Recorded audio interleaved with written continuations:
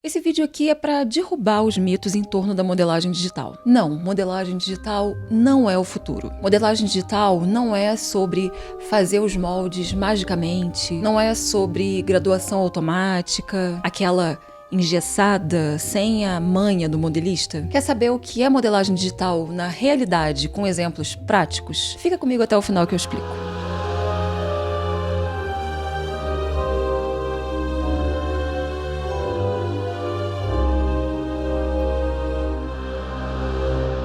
Oi, eu sou a Aline Bessa, estilista e modelista especializada em tecnologia aplicada ao desenvolvimento de produto, e nesse vídeo eu vou desmistificar alguns pontos que eu vejo em torno da modelagem digital. O primeiro deles, já para abrir os olhos para os outros, não, a modelagem digital não é o futuro da modelagem. Deixa eu te contar. Quando eu comecei a trabalhar com modelagem, já em poucos meses eu comecei a fazer tudo direto dentro do Audaces Moldes. Ele estava na versão 3 e isso já faz 24 anos. Então, se 24 anos atrás eu comecei a usar um sistema que estava na sua terceira versão, dá para dizer ainda que isso é futuro? A modelagem digital para os modelistas representa o mesmo que o inglês para algumas posições. Algum tempo atrás, poderia até ser considerado um diferencial, mas hoje é um pré-requisito. Agora que você já entendeu o nível de importância disso para a carreira do modelista, vamos esclarecer o que é o Audaces Moldes para esse modelista. Fazer um paralelo entre o sistema e o operador. Eu costumo brincar com um exemplo. Se eu precisar fazer um furo na parede, eu vou usar uma furadeira elétrica, né? Pois eu posso ter a melhor furadeira do mundo, que muito provavelmente eu vou errar o ângulo de entrada da broca na parede, ou que eu vá danificar o reboco ao redor do furo, ou sei lá o que mais pode dar errado. Ainda que eu use uma ferramenta sensacional. Porque não é a ferramenta a principal responsável. É preciso dominar certas habilidades para operar essa ferramenta. E eu claramente não tenho. Já o meu marido domina tanto essa habilidade que ele consegue fazer um furo impecável na parede usando uma chave Phillips e um martelo. É sério.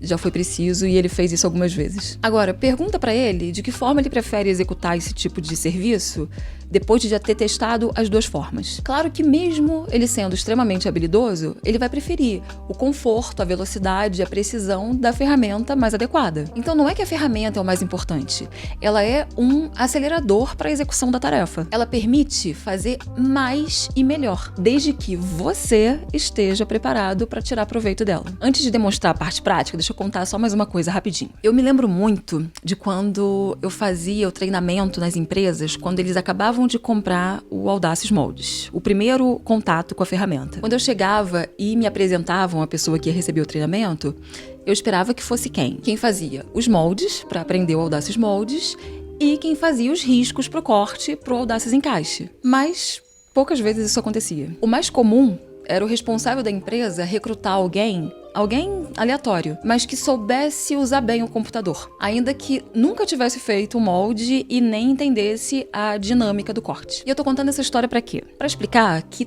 todos os sistemas da Audaces, o foco do vídeo é no Audaces Moldes, mas isso vai servir para todos os outros. Eles são ferramentas tecnológicas avançadíssimas que garantem maior conforto, velocidade e precisão, mas ainda assim ferramentas que vão continuar precisando do conhecimento de quem usa. Ah, mas você está dizendo que eu preciso saber modelagem para usar o sistema Audaces Moldes?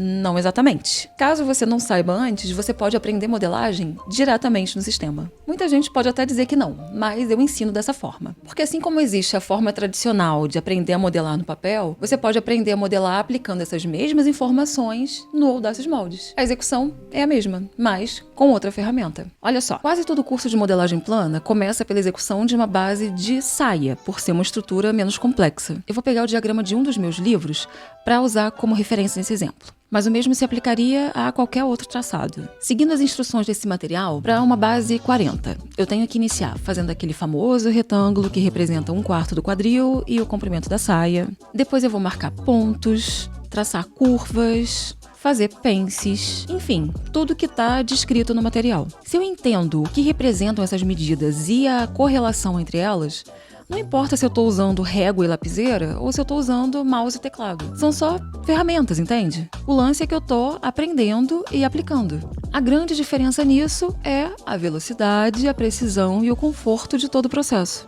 E isso não para no traçado. A extração das partes, a conferência e a colocação de margem de costura também são extremamente rápidas de serem feitas com poucos cliques. Aí vem a hora de mais um mito, a graduação. Ou gradação. É difícil entrar num consenso sobre isso.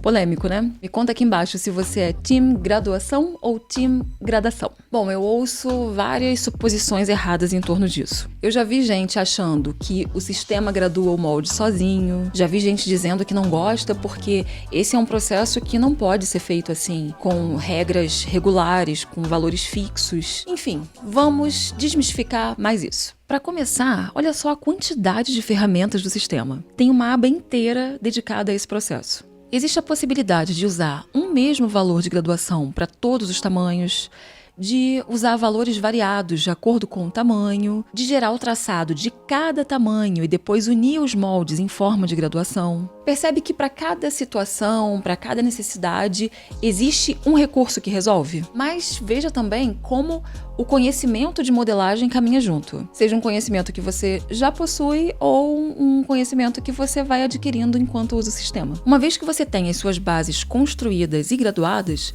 o processo de interpretação dos modelos segue o mesmo raciocínio do papel. Folgas, recortes, volumes, todo tipo de efeito que você traçaria no papel, você traça na tela. Com o plus de fazer tudo com precisão, velocidade e conforto. Conforme o seu acervo de moldes vai crescendo, entra um outro ponto a ser considerado: a organização. Manter um monte de papel amarrado, pendurado em ganchos ou dobrados em envelopes te parece mais vantajoso do que ter pastas de arquivos organizados de acordo com seu critério? Seja por tipo de produto, por coleção, por cliente. Importante, hein? Mantenha cópias de segurança. Pode ser uma conta de armazenamento ou até mesmo dentro do seu Audacious ISA, quando você der o check na etapa de modelagem.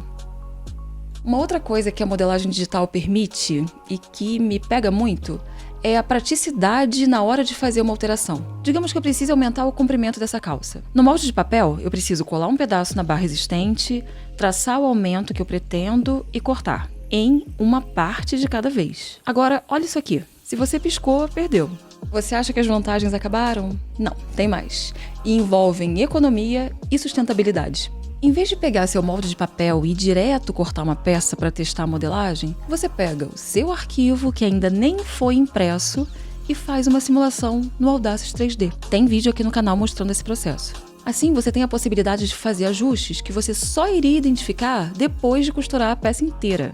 Além disso, outra simulação que pode ser feita é o cálculo de consumo de tecido no Audacious Encaixe. Esse dado pode te dizer se o produto vai ficar dentro do custo viável antes de fazer a pilotagem. Você já pode repensar o modelo para fazer uma adequação se for preciso. Pense em quanto material você vai evitar de jogar no lixo graças a esses recursos. Se esse vídeo pudesse ser mais longo, pode ter certeza que teria muitos outros pontos a serem mostrados. Mas se você quiser mais conteúdo sobre modelagem, curte e comenta aqui para eu saber que esse assunto agradou. Aproveita e já se inscreve no canal. Eu te vejo no próximo vídeo. Tchau, tchau!